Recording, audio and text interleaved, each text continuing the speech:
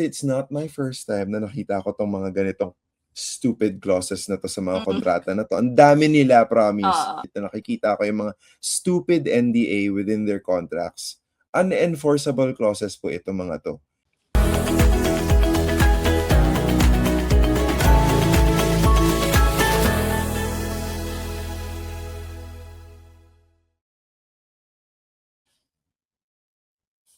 Hey guys, you're in a nutshell with me, Ina. Pwede bang sabihan ka kunyari ng consultant mo na, "Hoy, huwag kang magpo-post sa social media ng ng ginagawa natin, lalo na kung meron kayong naging problema sa inyong relasyon, bawal daw mag-post sa social media." Pwede ba 'yun? Okay. Yan ang ating sasagutin. Simpleng episode lang to, no? We are here again with our suki, Attorney Lou Tanzalan. Hello, Attorney Lou. Thank you again for being here. Wax Okay. in, wax out. Oo, ito ang dito inspired ang ating discussion. Okay, I got this comment from one of our recent episodes. Let me put this up. Ang sabi niya, no? Saan yan? Okay. Twice na raw siya naloko ng agency bago siya dumating ng Canada. Ini-insist po na non-refundable yung binayad kahit I guess hindi natuloy siguro yung trabaho. Okay? Saka bawal daw pag-usapan in public. Na-discuss niyo na po ba yung mga ganitong case sa channel niyo? I was better off nung nag-DIY daw siya. Nakuha na rin niya ang kanyang PR Feb 2026. Ang dating sa akin, syempre, Attorney Lou, bawal daw pag-usapan sa public. Alam mo naman, in today's day and age, ano po ba yung public na yan? Social media. At hindi lang yan. Meron pa akong isang batayan para sa discussion natin, guys. The other day, I had an episode talking about the class suit filed against a retailer, a convenience store chain. Kahapon nga lang tong episode ko na ito, no? Isa po sa mga lead plaintiffs sa kasong ito, isa po nating kababayan. And I forgot to mention dun sa episode ko kahapon. Noong siya po ay nagkakaproblema na kasi ang story guys, dumating dito napakarami daw mga foreign workers, dinala dito, supposedly naka-LMIA, may job offer. Pagdating dito, wala silang trabaho. Yun po ang nangyari. By the way, nanalo na sila dito. The court decided in favor of the workers. Isa po sa bahagi ng kanyang testimony, nag-testify siya na yung consultancy agency na kinuha ng retailer told her to close all of her social media accounts and delete all their conversations. And she actually did, sabi pa dito, no? And she did. And it was around this time na kasi, kumbaga, na bine-verify niya, nasa na yung trabaho. Parang gano'n, na parang pupunta na ako dyan, okay na ba ang lahat? Parang gano'n ang nangyari, no? Yeah. Ay, sorry, ano pa pala? No. Specifically, it was around that time, papunta na siya ng Canada, sinabi daw nung consultant niya na Consultant wag ba mong talaga? sasabihin dun sa kumpanya ha, na nagbayad ka sa amin. Siguro yun yung gustong i-avoid na ebidensya. Okay, she agreed that she never talked to Max, yan po yung retailer, about the fees she paid. Para saan daw yung fees? Recruitment fee. Ayan, So, illegal. She made a 5,500 payment, which she understood was the recruitment fee that she had to pay before she flew to Canada. May dalawa kasing agencies involved dito, no? Nonetheless, ulitin ko ulit. So, recruitment fee, so illegal. Illegal din yun. Kaya siguro diba? Delete naman yung social media accounts. Pero hindi naman doon yung focus ng ating discussion, Pwede ka ba sabihan ng iyong consultant na, oy, huwag ka mag-post ng social media ng kung ano-ano tungkol dito. Bawal yan sa kontrata natin. Baka yun ang sabihin. What are your thoughts about that? Well, una sa lahat, consultant pa talaga yung hinire nyo. Kasi paulit-ulit to sa post, diba, agency, diba? Yan naman yung parati nating sinasabi kapag nandito tayo at nabibigyan ng pagkakataon to talk about hiring a representative. It is also your responsibility to verify kung sino ba yung hinahire ninyo. You're handing thousands of dollars of your money to someone to entrust your file to. Tapos hindi kayo sigurado kung sino yung kausap ninyo. Hindi porket ni-refer yan ng pinsan ninyo na nakapag-Canada na okay na yun, 'di ba? That's not doing your homework, 'di ba? So, parang kung kinopya ninyo yung homework nung ano ninyo, nung kaklase ninyo pero mali naman pala yung kaklase ninyo, 'di ba? In terms Oo. of like answering that math problem. So, siyempre mali din yung sagot niyo ta's mali din yung makukuha niyong grade, 'di ba? Gano'n lang naman yun. So, why this is relevant is because kung illegal na mga gawain ito ng mga ahente na wala naman talagang lisensya at walang K para magrepresenta for a fee, eh, parang wala kang habol kasi tanong dito is like, is that person able to actually tell you what to do? Dahil may kontrata kayo. Kesyo may kontrata kayo na bawal kayong magsalita. Meron kasi tayo yung tinatawag na NDA, yung non-disclosure agreement, Yeah, 'di ba? baka may gano'n, eh, oo. O kadalasan may mga ganyan yan. Pero kasi the court, meron din tayong tinatawag na unenforceable contract or unenforceable clause, 'di ba, in contract law. Na kung yung kontrata, yung pinagagawa ng kontrata ninyo illegal, eh hindi legal yung kontrata. For example, hinire ko si Ina para kidnapin si Christian Esguerra, for Uy, example. wag kang ganyan, oo. Kunwari lang, kunwari Oo. lang. Obviously, illegal naman yung pinapagawa sa kontrata, 'di ba? Tapos pupunta ka sa korte, "Excuse me, Mr. Judge, paki-enforce po 'tong kontrata na 'to kasi binayaran ko na si Ina pero hindi naman niya ginawa yung nakasaad." Siyempre Oo. babasahin ng judge, "Teka, ano ba yung pinapagawa? Illegal." Eh, di siyempre hindi i-enforce ng judge yan, 'di ba? So, balik tayo. Kung yung kontrata sinasabi bini-build-in kasi it's not my first time na nakita ko 'tong mga ganitong stupid clauses na 'to sa mga kontrata na 'to. Ang dami nila, promise. Oo. And maski mga lisensyadong consultants, unfortunate na nakikita ko yung mga stupid NDA within their contracts. Unenforceable clauses po itong mga 'to.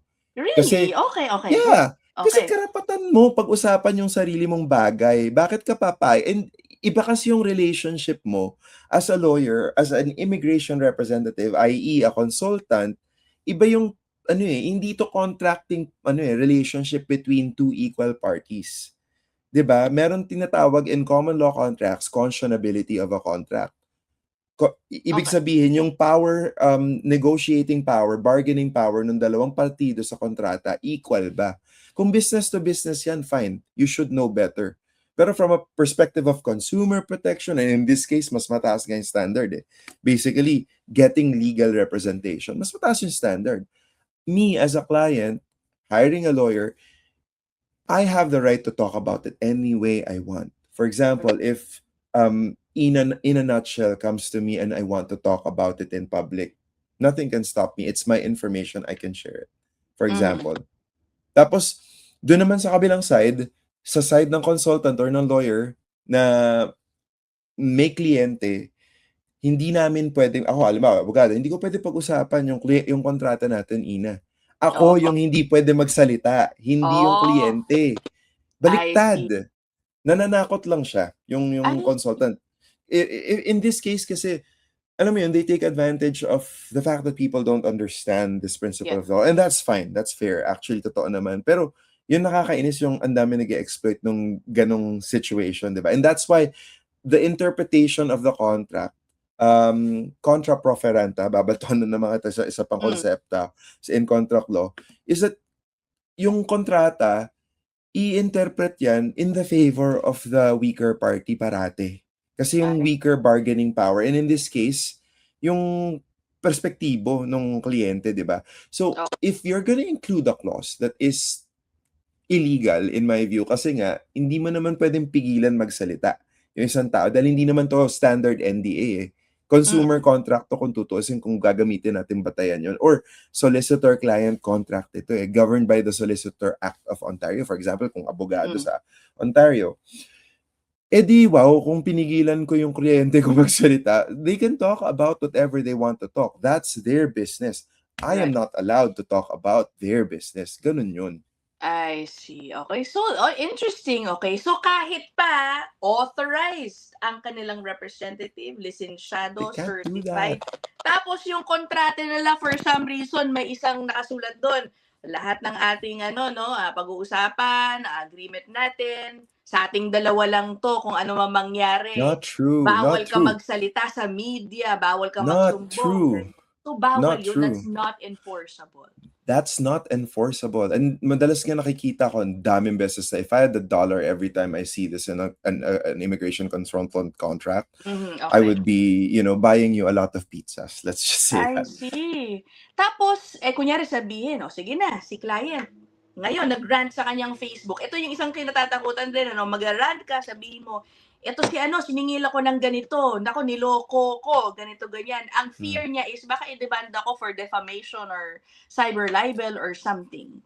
Could that happen? Alam mo, siguro I'll say two things. First, from the perspective of the consultant, sinabi ko na yung sinabi ko kanina, it is an unenforceable clause. They can try, they can Yeah, sue yeah, that person for breach of contract na nagsalita about that. I doubt a judge with sense in Ontario will enforce this particular clause. Now, if they sue for defamation, again, Iba still yun. from the perspective of the consultant, iba yun. Kasi Yeah. ito kasi, and I guess may third ako. And doon naman yung sa side ng mga client. Pero tapusin natin yung sa consultant. So if you're suing for defamation, kailangan may mga elemento ng defamation na ma-prove ka, 'di ba? And truth is always a defense. So Yeah. if the client posted something very nasty against you as an opinion, but then laid out facts of what happened, this person can rely on the fact that they are telling the truth from the perspective of the facts, and then the balance of it would be opinion. Right. Opinion would never be censored under defamation law, 'di ba? So wag tayong padalos-dalos kung magsusuit tayo ng defamation dahil ganun yun eh. Pangalawa, and I'm only talking about English common law jurisdictions in Canada. Iba sa Quebec, kausapin yung si Renz. Dun sa sa perspektibo ng mga kliyente, while I support you guys coming forward to, I guess, tell your story. Expose. It's Yeah, super yeah. important. Ingat din po tayo sa mga sinasabi natin kasi a lot of times kapag nagpo-post tayo ng ganito, we are driven by emotions. And with emotions come a lot of flourishes and exaggerations. I have seen this. Wag tayong padalos-dalos sa pagpo-post. Right.